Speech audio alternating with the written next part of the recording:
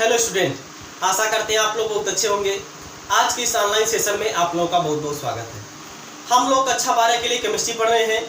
इसके पिछले क्लास में हम लोगों ने डी ब्लॉक का इलेक्ट्रॉनिक कॉन्फ़िगरेशन देखा था, इलेक्ट्रॉनिक विन्यास देखा था, इलेक्ट्रॉनिक विन्यास कैसे किया जाता है और उसमें कौन कौन से अपवाद होते हैं, ये सब जो है कि हमने पिछले क्लास में डिस्कशन कर लिया है। अगर आप पिछला क्लास नहीं देखे हैं तो पिछला क्लास जाकर के देख लीजिए। प्लेलिस्ट में जाकर के आप लोग चेक कर लीजिएगा। अभी हम आज हालांकि प्लेलिस्ट नहीं बनाए हैं क्योंकि 2 ही वीडियो है। आज जो है कि हम इसका प्लेलिस्ट भी बना देंगे। आप लोग जाकर के वहां पे प्लेलिस्ट में चेक कर लीजिएगा। 2 वीडियो आ चुका है डी और एफ ब्लॉक से। पहले क्लास में हम लोगों ने इंट्रोडक्शन देखा था और दूसरे क्लास में हम लोग इलेक्ट्रॉनिक कॉन्फ़िगरेशन देखे हैं, यानी कि जो डी ब्लॉक होता है उसका इलेक्ट्रॉनिक विन्यास क्या होता है, कैसे किया जाता है, उसमें क्या अपवाद होते हैं, अपवाद का इलेक्ट्रॉनिक विन्यास क्या होता है, ये सब जो है कि हमने पिछले क्लास में डिस्कशन कर लिया है। आज की इस क्लास में हम उससे आगे पढ़ेंगे, ठीक है ना। तो वीडियो शुरू करने से पहले एक थोड़ा सा चंद लाइन हम प्रस्तुत करना चाहते हैं कि बेशक आप आसमान में उड़िए, बेशक आप आसमान में उड़िए, लेकिन जमीन का साथ कभी भी नहीं छोड़ना चाहिए, क्योंकि आसमान में रहने की जगह नहीं होती है, आसमान में उड़ने की केवल जगह होती है, आसमान में रहने की जगह नहीं होती है। बात समझ में आ गई ना। चलिए अब हम लोग इस वीडियो की शुरुआत करते हैं। इसमें आज हम लोग पढ़ने वाले हैं, क्या पढ़ने वाले हैं, संक्रमण धातुओं में उपलब्धता। मतलब कि संक्रमण धातुओं की उपलब्धता की, यहां पे की लिखेंगे, में नहीं, ठीक है ना। संक्रमण धातुओं की उपलब्धता मतलब कि जो संक्रमण धातु होते हैं, डी ब्लॉक के तत्वों को ही तो हम लोग संक्रमण तत्व बोलते हैं, संक्रमण धातु बोलते हैं। अब ये जो संक्रमण तत्व होते हैं ये कैसे पाए जाते हैं, कहां पे पाए जाते हैं, मुक्त अवस्था में पाए जाते हैं कि संयुक्त अवस्था में पाए जाते हैं, ये सब जो कि हम लोग यहां पे देखने वाले हैं। देखिए, तो जो संक्रमण धातुएं होती हैं यह मुक्त अवस्था में भी पाई जाती है और संयुक्त अवस्था में भी पाई जाती है। मुक्त अवस्था में क्यों पाई जाती है, कौन कौन सी अच्छी धातुएं हैं जो मुक्त अवस्था में पाई जाती है, तो ये हम आपको बता दें, जो मुक्त अवस्था में पाई जाने वाली धातु होती है जिनकी क्रियाशीलता कम होती है। बात समझ में आ गई ना, जिनकी क्रियाशीलता कम होती है, जैसे आपका कॉपर हो गया, जैसे आपका सिल्वर हो गया, जैसे आपका गोल्ड हो गया, ये सब जो है कि बहुत कम क्रियाशील होते हैं, इसीलिए ये मुक्त अवस्था में पाए जाते हैं। मतलब कि अगर आप इसको जमीन के अंदर से निकालेंगे तो निकालने के बाद उसको थोड़ा सा साफ ऑफ करके फूंक फाक करके इसको आप उपयोग करना चाहे तो इसका उपयोग आप कर सकते हैं। लेकिन और जो धातुएं होती है, जैसे आपका आयरन हो गया, निकिल हो गया, बात समझ में आ गया ना, ये सब जो धातुएं होती हैं ये मुक्त अवस्था में नहीं पाई जाती है। ये जब भी पाई जाती है संयुक्त अवस्था में पाई जाती है, मतलब अपने यौगिकों के रूप में पाई जाती है। या तो ऑक्साइड के रूप में पाई जाएगी या तो सल्फाइड के रूप में पाई जाएगी, ठीक ना। यानी कहने का मतलब ये मुक्त अवस्था में नहीं पाई जाती है क्योंकि ये क्या होती है, क्रियाशील होती है। क्रियाशील होती है या दूसरे से क्रिया करके पहले से ही बैठी रहती है, क्रिया करके ये किसी नए कंपाउंड का फॉर्मेशन करके जो है कि आपको मुक्त अवस्था में कभी भी ये नहीं देखने को मिलती है, क्योंकि इनकी क्रियाशीलता क्या होती है, अधिक होती है, ठीक है ना। तो मुक्त अवस्था में भी ये धातुएं पाई जाती हैं और संयुक्त अवस्था में पाई जाती है। मुक्त अवस्था में वे धातुएं पाई जाती हैं जिनकी क्रियाशीलता क्या होती है, बहुत कम होती है, जबकि जिनकी क्रियाशीलता अधिक होती है वो सब जो होते हैं संयुक्त अवस्था में पाए जाते हैं। तो इस बात को हम लोग यहाँ पे लिख लेते हैं। मतलब कि ये जो संक्रमण धातु होते हैं, जो संक्रमण धातुएं होती हैं, ये मुक्त और संयुक्त दोनों अवस्थाओं में पाई जाती है, ठीक है ना। चलिए लिख लेते हैं इसको हम। संक्रमण तत्व, संक्रमण तत्व मुक्त एवं संयुक्त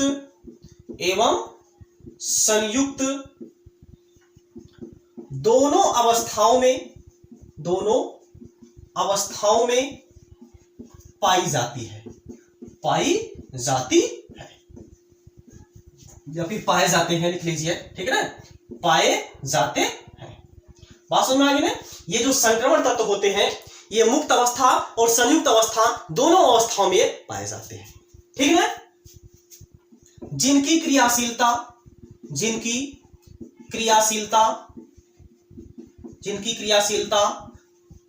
कम होती है,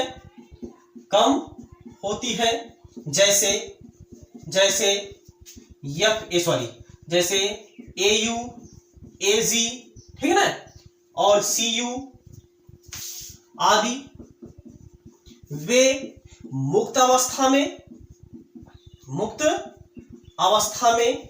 जबकि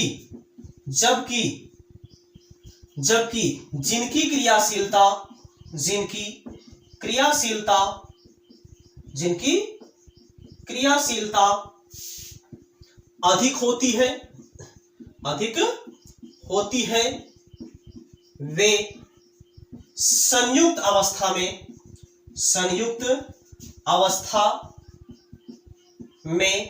पाई जाते हैं।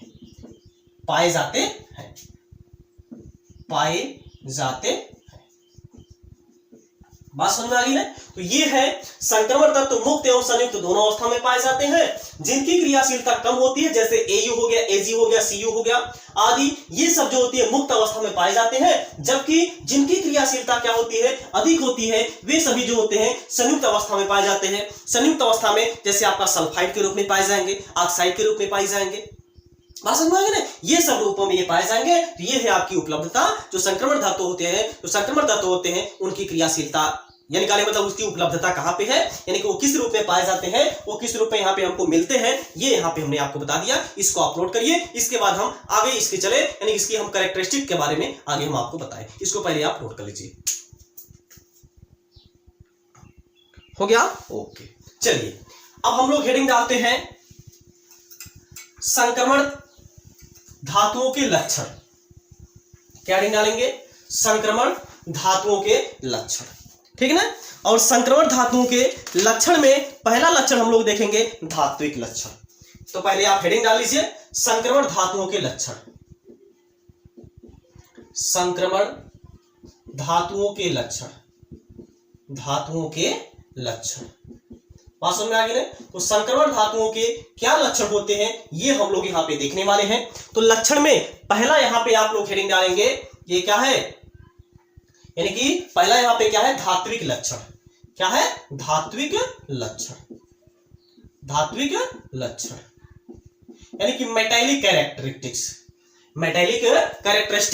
यानी कि धात्विक लक्षण। इसमें क्या होता है, ये धातु होते हैं कि अधातु होते हैं कि उपधातु होते हैं, क्या होते हैं, ये अब हम यहां पे देखने वाले हैं। ठीक है? देखिए, ये जो आपके संक्रमण धातु होते हैं, इनके बाहरी कोश में अगर देखा जाए तो कितना इलेक्ट्रॉन होता है, एक इलेक्ट्रॉन होता है या तो दो इलेक्ट्रॉन होता है। बात समझ में आ गई ना? जो संक्रमण धातु होते हैं, जो संक्रमण तत्व होते हैं, उनके बाहरी कोश में या तो एक इलेक्ट्रॉन होता है या तो दो इलेक्ट्रॉन होता है।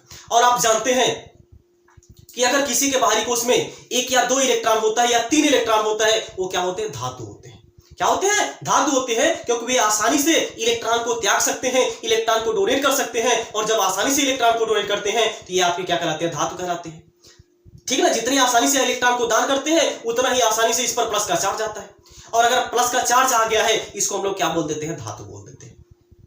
तो ये जो आपके संक्रमण तत्व होते हैं, इनके बाहरी कोश में एक या दो इलेक्ट्रॉन होते हैं। एक या दो इलेक्ट्रॉन होने के कारण ये सभी जो धातु होते हैं ये आपके कैसे होते हैं, यानी कि ये सभी जो तत्व होते हैं इसमें धात्विक लक्षण होता है, यानी मेटालिक कैरेक्टरिस्टिक इसमें होता है। लेकिन इनकी जो क्रियाशीलता होगी, ये जो धातुओं की क्रियाशीलता होगी, जैसे यस ब्लॉक में आपने देखा था, यस ब्लॉक में भी तो धातु होते हैं, पी ब्लॉक में भी तो कुछ धातु होते हैं, यानी कि जो यस ब्लॉक होता है, यस ब्लॉक में भी तो धातु होते हैं, पी ब्लॉक में भी तो धातु होते हैं, इसी तरीके से डी ब्लॉक में भी धातुएं हैं। लेकिन आप देखिए, जो यस ब्लॉक है और पी ब्लॉक है, इन दोनों के बीच में यहां पे डी ब्लॉक उपस्थित है। डी ब्लॉक को बीच में रखने का औचित्य यहां पे क्या है, क्योंकि इसकी जो मेटेलिक प्रॉपर्टी होती है, इसका जो धात्विक लक्षण होता है, या यस ब्लॉक और पी ब्लॉक के बीच में होता है। बात समझ में आ गई ना? मतलब यस ब्लॉक में अगर देखेंगे तो जो धातु होते हैं वो बहुत अधिक क्रियाशील होते हैं। पी ब्लॉक में आप देखेंगे ये जो धातु होते हैं ये कम क्रियाशील होते हैं। बात समझ में आ गई? बहुत कम क्रियाशील होते हैं। लेकिन ये जो बीच वाले होते हैं, मतलब जो डी ब्लॉक के जो एलिमेंट होते हैं, इनमें जो धात्विक गुण होता है या इन दोनों के बीच आता है, मतलब ना तो ये बहुत ज्यादा क्रियाशील ही होते हैं, ना तो बहुत ज्यादा अक्रियाशील ही होते हैं, बीच की प्रॉपर्टी होती है। बात समझ में आ गई ना? जैसे एक होता है पॉजिटिव, एक होता है निगेटिव, तो बीच की जो कड़ी होती है, बात समझ में आ गई ना? जो बीच की कड़ी होती है, मतलब ना तो ज्यादा यह क्रियाशील ही होगा, ना तो बहुत ज्यादा अक्रियाशील ही होगा, इसीलिए इसको बीच में रखा गया है। इसकी जो प्रॉपर्टी यानी कि इसका जो धात्विक यानी कि कैरेक्टरिस्टिक्स होता है, ये आपका क्या होता है, यस ब्लॉक की अपेक्षा कम, जबकि पी ब्लॉक की अपेक्षा क्या होता है, अधिक होता है। बात समझ में आ गई ना? तो डी ब्लॉक में जो तत्व होते हैं उसमें धात्विक लक्षण होता है, मतलब इसमें जो है कि सभी तत्व जो कि धात्विक कैरेक्टर के होते हैं, धात्विक लक्षण के होते हैं, क्योंकि इसके बाहरी कोश में एक या दो इलेक्ट्रॉन प्रेजेंट होता है। अब यानी कि अब आप जानते हैं जो धातु है, तो धातु की प्रॉपर्टी क्या होती है, फिजिकल प्रॉपर्टी। ये क्या करते हैं, इसमें तन्यता का गुण पाया जाता है, इसमें तन्यता का गुण पाया जाता है, मतलब इसको खींच करके हम लोग क्या करते हैं, लंबे तार पतले तार के रूप में भी इसको हम लोग प्रयोग कर सकते हैं। बात समझ में आ गई ना। इसमें आघात वर्धनीयता का भी गुण पाया जाता है। इसको अगर आप पीटते हैं तो ये चपटा हो जाता है, मतलब ये पतला हो जाता है। इसीलिए जो दरवाजा होता है हम लोग क्या करते हैं, लोहे की बनाते हैं, धातु की बनाते हैं। और इसकी प्रॉपर्टी आप लोग क्या जानते हैं कि इसको पीटने पर इसमें से विशेष प्रकार की ध्वनि भी निकलती है। इसीलिए हो सकता है आपके विद्यालय की जो घंटी है, हो सकता है क्या होगी ही, आपकी स्कूल के विद्यालय की कोचिंग सेंटर की जो घंटी होती है वो क्या होती है, धातु की बनाई जाती है, या तो पीतल की होती है या तो लोहे की होती है।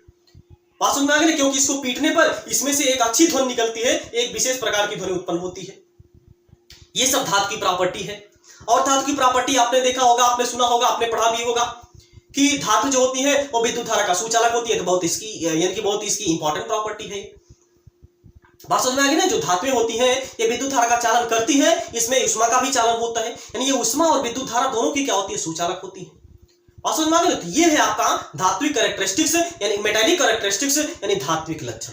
यानी कि जो डी ब्लॉक के तत्व होते हैं इनके बाहरी कोश में 1 या 2 इलेक्ट्रॉन होने के कारण ये सभी के सभी क्या होते हैं, धात्विक लक्षण के होते हैं। इसमें सभी के सभी क्या होते हैं, धात्विक गुण पाया जाता है। और धात्विक गुण की प्रॉपर्टी हम लोग जानते हैं, ये आपके क्या होते हैं कि तन्यता का गुण पाया जाता है, आघात वर्धनीयता का यानी कि आघात वर्धनीयता का गुण पाया जाता है।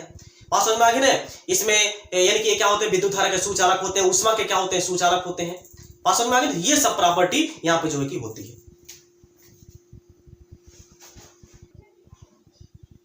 ठीक है ना। चलिए इसको हम थोड़ा सा लिख लेते हैं, लेकिन लिखने से पहले एक चीज हम थोड़ा सा इसमें और आपको क्लियर कर देना चाहते हैं। ये जो आपके डी ब्लॉक के एलिमेंट होते हैं, इसमें ये जो धातु होते हैं, धातु के जो डी ऑर्बिटल होते हैं उसमें रिक्त डी ऑर्बिटल होते हैं, यानी अनपेयर्ड इलेक्ट्रॉन होते हैं, अयुग्मित इलेक्ट्रॉन होते हैं। इसी अयुग्मित इलेक्ट्रॉन के कारण ये जो डी ब्लॉक के एलिमेंट होते हैं यह सहसंयोजी कैरेक्टरिस्टिक्स शो करते हैं, मतलब सहसंयोजी आबंध बनाने की भी क्षमता रखते हैं। बात समझ में आ गई ना। जो डी ब्लॉक के एलिमेंट होते हैं इसमें जो आबंध बनाने की क्षमता होती है कौन कौन सी, एक तो यह सहसंयोजी आबंध भी बना सकते हैं, दूसरा ये धात्विक आबंध तो बना ही सकते हैं। ये धातु है तो जाहिर सी बात है धातु यानी कि धातु आबंध तो बनाएंगे ही, धात्विक आबंध तो बना ही सकते हैं। लेकिन इसमें सहसंयोजी आबंध बनाने की भी क्षमता पाई जाती है। ऐसा इसलिए होता है क्योंकि यहाँ पे रिक्त डी ऑर्बिटल होता है। रिक्त डी ऑर्बिटल होने के कारण ये सभी जो धातुएं होती है यह सहसंयोजी आबंध बनाने के लिए भी उत्तरदायी होती है, मतलब सहसंयोजी आबंध भी यह बना सकती है। बात समझ में आ गई ना। लेकिन क्या सभी डी ब्लॉक के जो धातु यानी कि धातुएं हैं सभी के सभी जो होंगी क्या यह सहसंयोजी और यानी कि जो धात्विक आबंध होता है दोनों बना सकती है? नहीं। जिन तत्वों के बाहरी कोश में 10 इलेक्ट्रॉन यानी कहने मतलब जिसके डी वाले में 10 इलेक्ट्रॉन होता है, अर्थात जिसका ऑक्टेट कंप्लीट होता है। जैसे अगर हम बात करें जिंक की, जिंक के बाहरी कोश में कितना इलेक्ट्रॉन होता है, यानी कि डी वाले में 10 इलेक्ट्रॉन होता है। इसमें एक भी अयुग्मित इलेक्ट्रॉन नहीं होता है। अयुग्मित इलेक्ट्रॉन ना होने के कारण ये जो आपका जिंक होता है केवल और केवल धात्विक आबंध बनाता है, ये सहसंयोजी आबंध नहीं बना पाता है। तो इससे आपको एक चीज क्लियर हो रहा होगा कि जिसमें डी ब्लॉक में जिसमें भी अयुग्मित इलेक्ट्रॉन होगा उसमें क्या होगा, सहसंयोजी आबंध भी बनाने की क्षमता होगी और धात्विक आबंध बनाने की क्षमता तो होती ही है। लेकिन जैसे जिसके डी वाले में 10 इलेक्ट्रॉन होगा उसमें सहसंयोजी आबंध बनाने की क्षमता नहीं होगी, उसमें केवल और केवल धात्विक आबंध बनाने की क्षमता होगी। ठीक है ना। और आप जानते हैं जो धातु है तो ये भाई ठोस अवस्था में तो पाई जाती है, लेकिन मरकरी को छोड़कर। मरकरी एक ऐसा एलिमेंट है जो द्रव धातु के रूप में पाया जाता है, मतलब द्रव अवस्था में पाया जाता है, और सभी के सभी जो धातु होती हैं वो आपकी ठोस अवस्था में पाए जाते हैं। ठीक है ना। ये था इसका मेटेलिक कैरेक्टर, धात्विक लक्षण। इसको अब हम लोग यहाँ पे लिख लेते हैं। ठीक है ना। देखिए धात्विक लक्षण क्या होता है कि संक्रमण तत्वों के बाह्यतम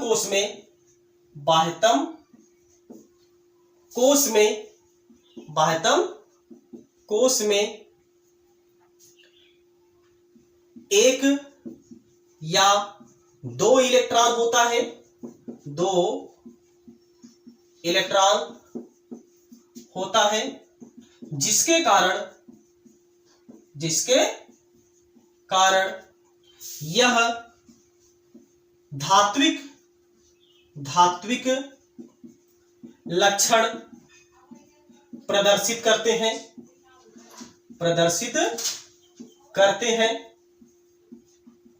जिसके कारण यह धात्विक लक्षण प्रदर्शित करते हैं। इनमें ये सभी ऐसा लिख लीजिएगा, यह सभी ठोस अवस्था में पाए जाते हैं, ठोस अवस्था में पाए जाते हैं, केवल मरकरी कोष्टक में Hg को छोड़कर यानी कि केवल मरकरी जो होता है वो केवल द्रव अवस्था में पाया जाता है और सभी के सभी इसमें जो होंगे वो ठोस अवस्था में पाए जाते हैं। ठीक है ना। और क्या होता है, ये सभी इन सभी तत्वों में, ऐसा लिखेंगे, इन सभी तत्वों में रिक्त डी कक्षक होने के कारण इनमें सहसंयोजी एवं धात्विक आबंध बनाने की क्षमता होती है,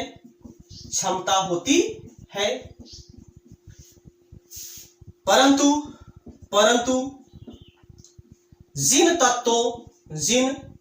तत्वों के डी कक्षक में रिक्त यानी कि रिक्त कक्षक नहीं होते हैं, वे केवल धात्विक आबंध प्रदर्शित करते हैं।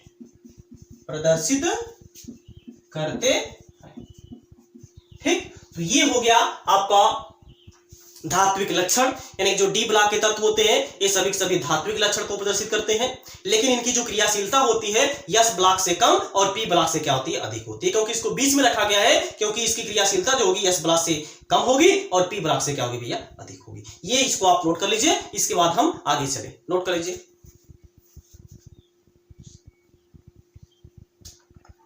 हो गया, ओके। तो हम छोटा छोटा वीडियो के माध्यम से आप लोगों को समझाएंगे, ज्यादा बड़ा वीडियो हो जाता है थोड़ा सा समस्या होता है अपलोड करने में, ठीक है ना।